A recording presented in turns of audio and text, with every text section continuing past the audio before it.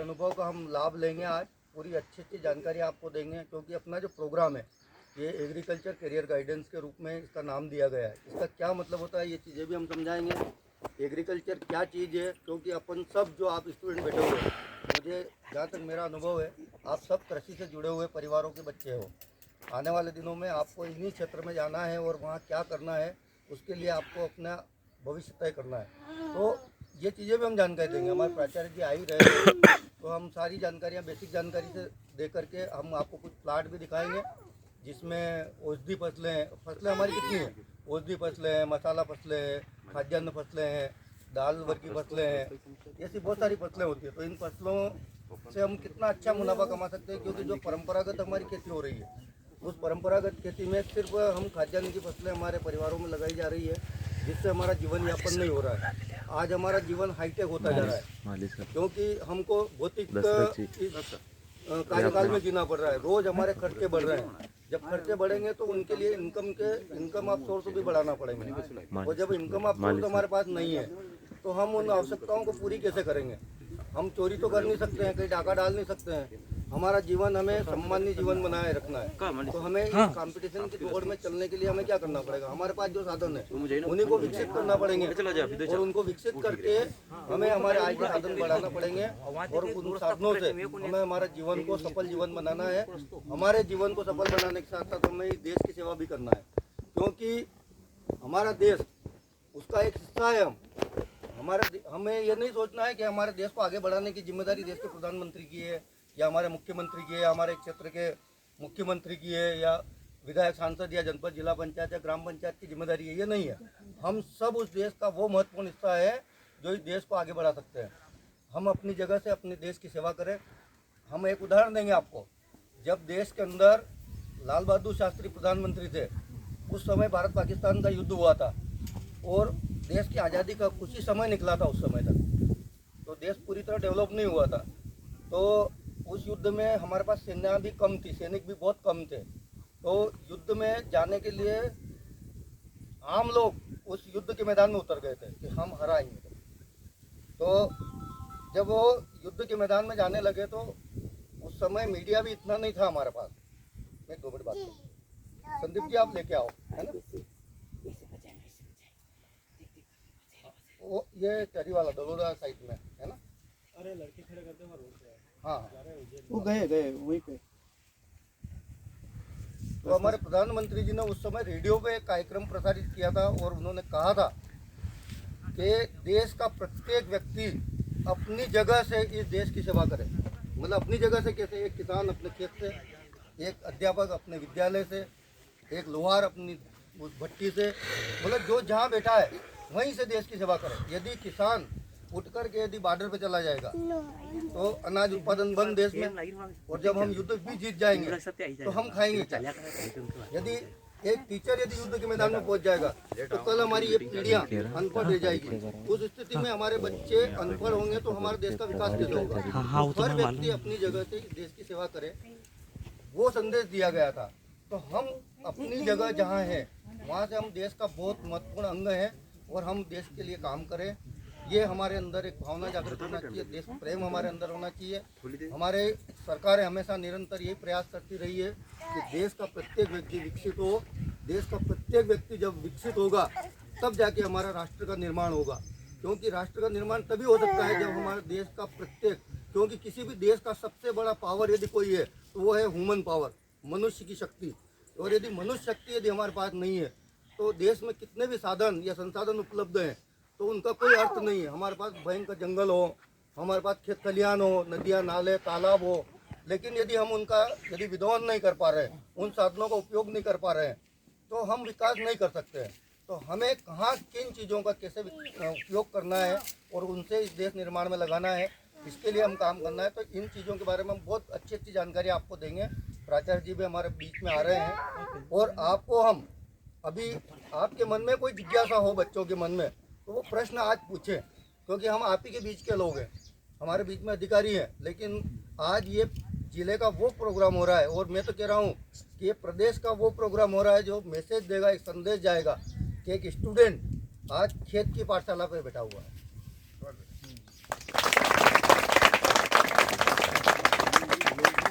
क्योंकि खेत पाठशाला एक वो महत्वपूर्ण पाठशाला होती है जहाँ से प्रत्येक व्यक्ति को 2 टाइम 3 टाइम भोजन करना है। वो भोजन हमारे इन खेतों से जाता है और वो हम कैसे बढ़ाएं, उसके लिए हम कैसे काम करें, बहुत अच्छी बेसिक जानकारियाँ कुछ हमारे मंगलदास जी बैरागी अभी दे रहे थे वर्मी कंपोस्ट के बारे में। ये गोबर जो होता है इसके बारे में भी मैं आपको जानकारी दूंगा। हमारे बीच में आज पटवारी जी और अच्छे अधिकारी ये सर्वे कर रहे हैं। इस बार गवर्नमेंट ने बहुत अच्छी जानकारी दी है कि जो भी फसलें हैं वो ऑन स्पॉट जाके सर्वे करिए, तो वो देख रहे हैं, तो उनको भी अपन यहाँ का हिस्सा बना लेंगे 2 मिनट के लिए, अच्छा लगेगा अपने को, ठीक है ना। तो अभी हम थोड़ा सा और रुक जाते हैं, इतने में थोड़ी और कोई भी मंगलदास जी या दशरथ जी जानकारियाँ देंगे। मैंने एक बेसिक जानकारी दे दी कि अपन को किस ओर बढ़ना आगे, क्योंकि हम आपको सारी चीज़ें बताएंगे अभी, है ना। तो दशरथ जी बताएं आप।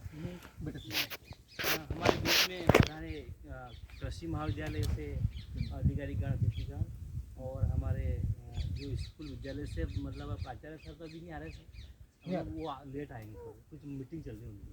तो उनके प्रतिनिधि में हमारे प्रभारी प्राचार्य रामेश्वर जी बलियार सर वरिष्ठ अध्यापक हैं, और हमारे कमलेश जी परमार सर और अपने बैरागी सर और अपने कमलेश जी धाकर सर और अपने जो भी इससे जुड़े हुए कृषि संबंधित कार्यक्रम से सभी और हमारे छात्र छात्राएँ सभी का मैं इस कार्यक्रम में पधारे सबके लिए स्वागत करता हूँ।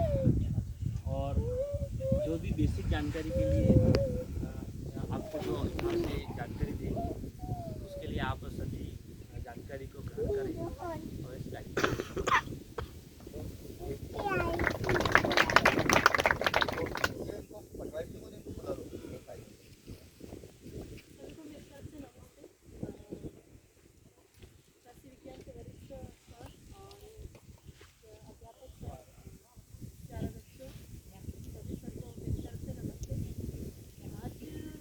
पहले तो बहुत यहाँ पे जैसे ही एंटर कर रहे थे ना, तो पहले तो बहुत ज़्यादा ऐसा लग रहा था कि कहाँ पे आ गए, लेकिन अब पता चलता है कि यहाँ तो मतलब हमारी जैसे हम भी आपके जैसे स्कूल लाइफ में जब रहे थे तो मतलब वो भी ऐसा लग रहा है कि हम भी स्कूल लाइफ में आ गए हो।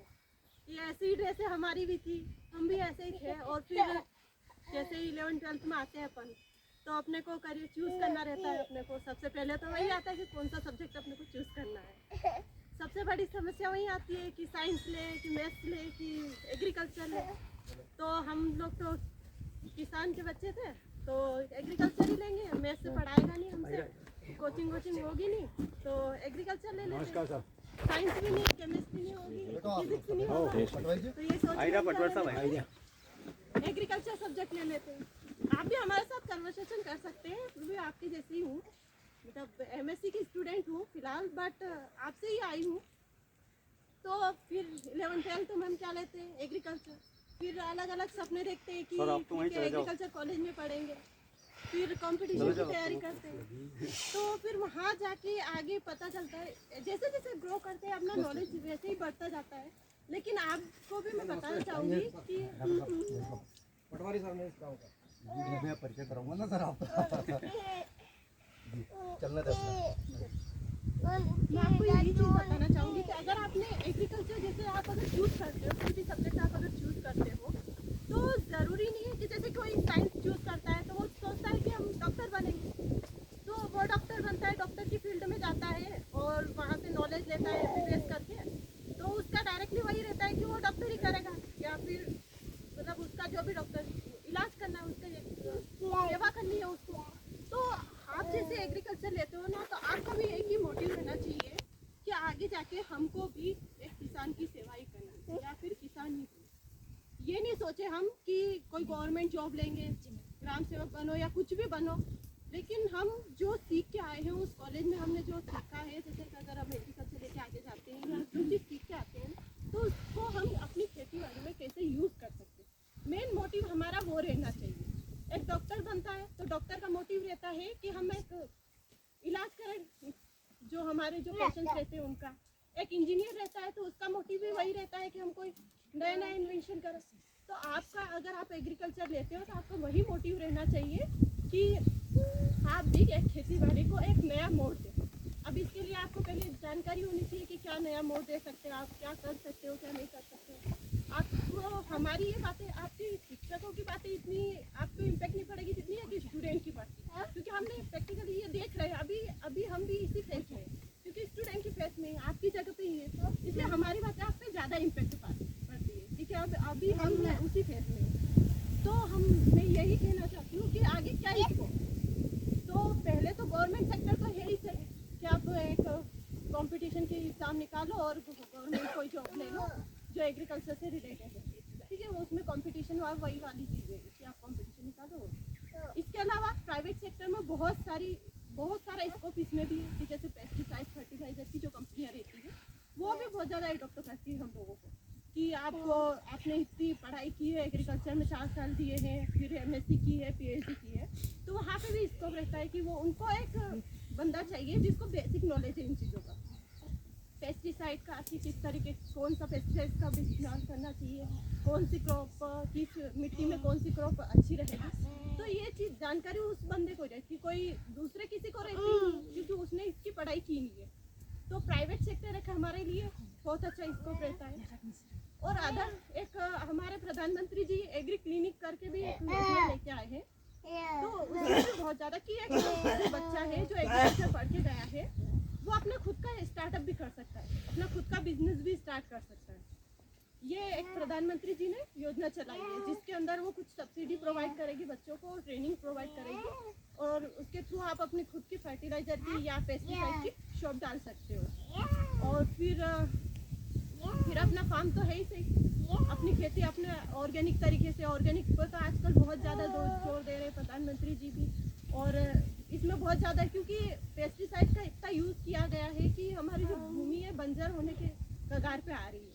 तो ऑर्गेनिक की तरफ ही जाना है अब, और बीमारियां तो इतनी खतरनाक तरीके से आ रही कि ऑर्गेनिक है ये हमारा लास्ट ऑप्शन बन जाएगा अगर इसको नहीं रोका गया तो। यही चीज़ है। Thank you so much.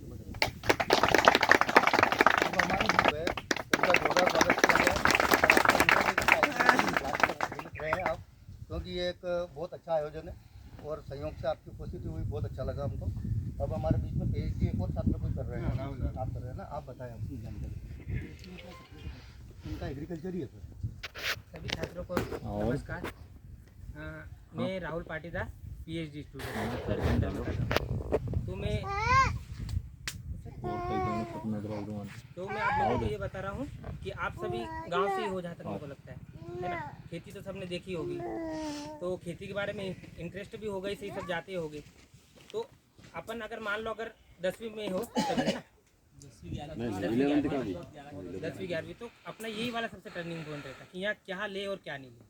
अब मैथ और बायो अपन को पता नहीं रहता कि इसमें पढ़ना क्या है, आगे जाके करना क्या है। अपन ने 12वीं करी, फिर अपन पूछते हैं क्या करे क्या नहीं करे। और एग्रीकल्चर ऐसा है कि तुम जानते सब हो, सोयाबीन जो भी फसल है सब जानते। तो इस बारे में अगर तुमने आगे जाके बढ़ना है इस लाइन में, मान लो डॉक्टर एक बड़ा, तो तुम्हें शुरू से जीरो से सीखना पड़ेगा, क्योंकि अभी तक अपन वो चीज़ सीख भी नहीं पाते गाँव में, या फिर वो टेक्नोलॉजी जो पढ़ाने का तरीका रहता है वो भी अपन को नहीं मिल पाता है। एग्रीकल्चर ऐसी चीज़ है कि अगर आपने मान लो 11th 12th में आपने ली है वो चीज़, तो वो चीज़ सब आपको पता रहेगी। पढ़ना क्या, वही चीज़ सोयाबीन पढ़ना है तुम्हें, गेहूँ पढ़ना है, उनके बारे में तुम्हें पता है। तो जो चीज़ अपन को पता है उनके बारे में अगर अपन और ज़्यादा ज्ञान करेंगे तो अपन उसमें मास्टरी हासिल कर सकते हैं। तो मेरे कहने का मतलब अगर आप एग्रीकल्चर में जाना चाहते हो, मैं भी था, मैंने मतलब मैं 11th 12th मेरा मैथ से था, मेरे को मेरा फैमिली बैकग्राउंड हो ये एग्रीकल्चर, ये घर पे खेती करी, तो मेरे मैथ से लिया था, मैंने भी कुछ दूसरा ही करना चाहता, पर वो इंसिडेंट में इधर आ गया एग्रीकल्चर। तो जब मैं कॉलेज में गया तो वहाँ चीज़ें मेरे को कोई नई नहीं मिली, जो चीज़ें थी यही थी, सोयाबीन यही गेहूँ, इन्हीं के बारे में अपन ने सब बेसिक सीखा। पर वो है कि टेक्नोलॉजी, अब आज खेती तो ये भी करते, गांव में भी करते, और वो यूनिवर्सिटी में भी होती है। तो उनको क्या है कि वो चीज़ वहाँ से आप यहाँ तक कौन लाएगा। अब मान लो सभी अगर एग्रीकल्चर को छोड़ के अपना बायो में, मैथ्स में, डॉक्टर इंजीनियरिंग में चले गए हैं, तो एग्रीकल्चर की जो टेक्नोलॉजी है वहाँ से यहाँ तो कैसे आएगी। अपन जैसे लोग अगर इन्वॉल्व हुए, मान लो आज ही गांव में यहाँ से अगर 20 भी लोग एग्रीकल्चर में गए, आपने कॉलेज में सीखा, आपके घर पे आप घर पे प्रैक्टिकल करोगे, तो उससे क्या है कि वो चीज़ डायरेक्ट या लिंक होगी। अब सरकारी अमला है वो कहाँ तक ये जाएगा, क्योंकि लोग आपके पूरे जिले में सर एक ही, अब एक सर है कहाँ तक घूमेंगे। अगर अपने के बीच में से इस में हो, मैं निकला आज 10 लोगों को जाता हूँ, कोई बताता हूँ, सीखते, अपन में से जितने लोग इधर जाएंगे, क्योंकि अपने एरिया सबसे ज़्यादा एग्रीकल्चर में ही।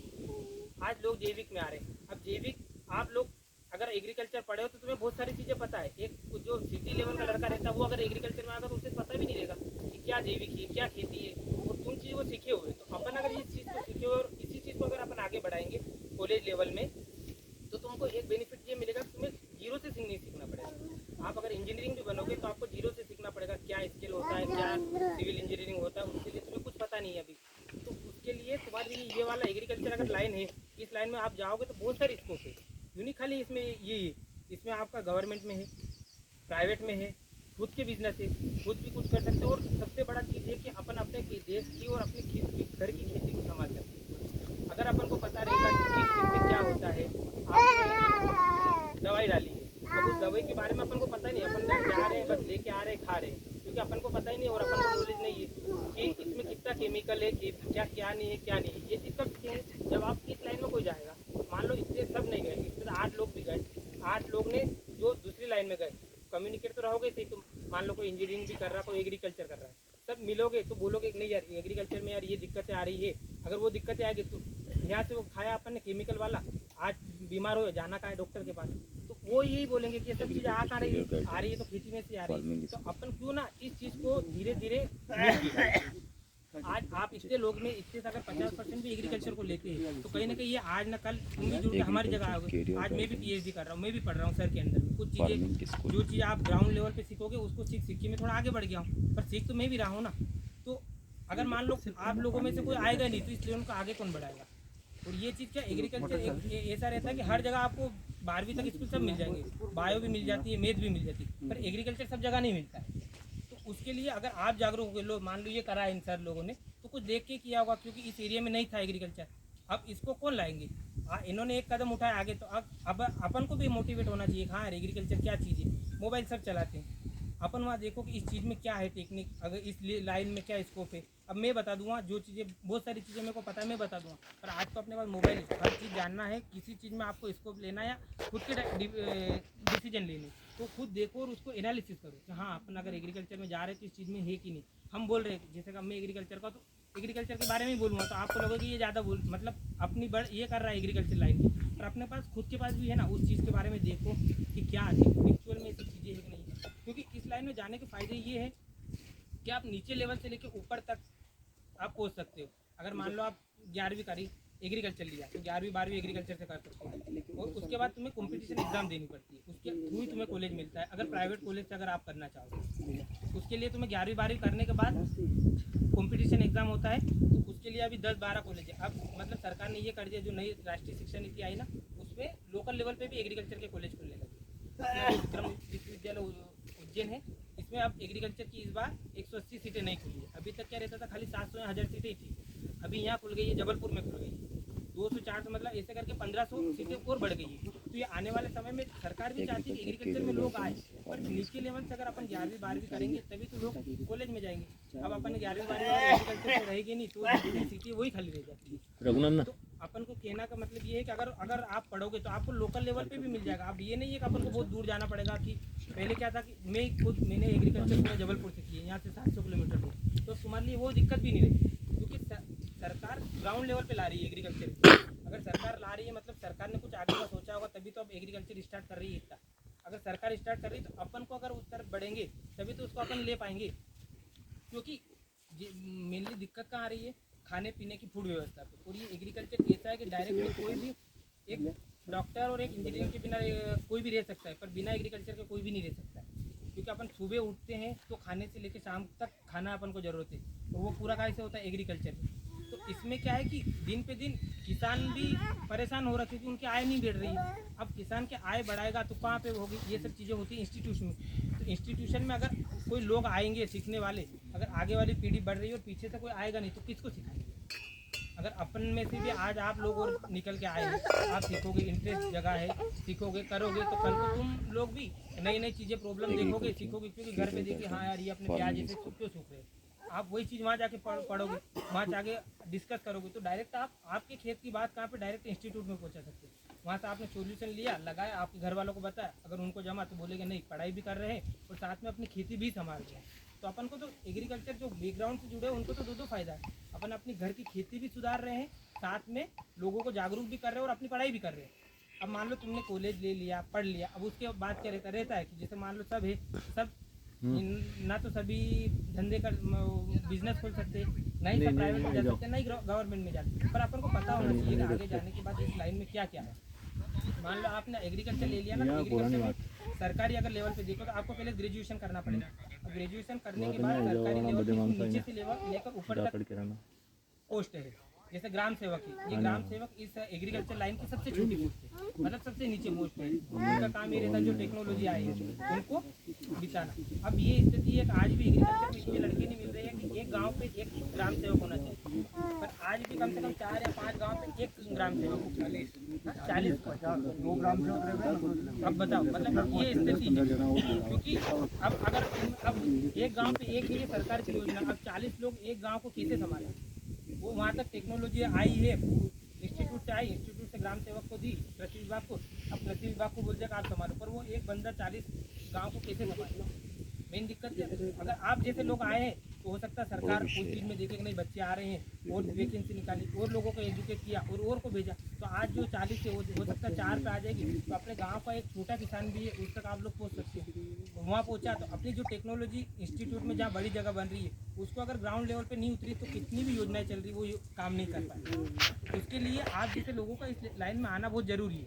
आज मान लो सर लोगों ने यहाँ किए, इतने लोग पढ़े, आज आपने कहीं और बोला एक और मोटिवेट हुए, कल और आए, उस लाइन से अपनी एक लिंकअप बन जाएगी। मैं ये बोल रहा था ग्राम सेवक नीचे लेवल पर और बड़े लेवल पर पूरे सरकारी अधिकारी जैसे कि सर लोग हैं इंस्टीट्यूट में, आप नीचे से प्रॉब्लम सोल्व करने तक की इंसान कौन बनेगा? एक आप में से कल को मान लो अगर इस लाइन में गया तो कल में से आप ही में से एक ये बनेगा कि ये इनोवा है तो इस प्रोप को कैसे क्या चाहिए वो चीज़ सब आप बता सकेंगे। तो ये कब बनेगा? जब आप इस लाइन में आओगे तब, क्योंकि आपको पता है ये चीज़ क्या है, ये सब पता है, पर आप ये चीज़ हो कैसे रही इस चीज़ में अपन जानकारी नहीं दे पाए। तो उसके लिए आप इस लाइन में आओ और जुड़ो, सब चीज़ों एग्रीकल्चर से अपन पूरे जुड़े हुए, क्या चीज़ क्या है ये सब पता अपन को, ये बस अपन उसके अंदर में नहीं जा रहे। अगर आपने इस लाइन में गए, ये बात तो होगी गवर्नमेंट, अगर आप प्राइवेट सेक्टर में भी जाओ तो प्राइवेट सेक्टर में भी आज क्या है कि हर जगह लोग बैठे हैं ना, एग्रीकल्चर वाले नहीं है। आप दुकान में जाओगे दुकानदारी में, वहाँ पे आपको एग्रीकल्चर का कोई नहीं मिलेगा, वो सब पुराने लोग हैं, उनको इतना नॉलेज नहीं है ना।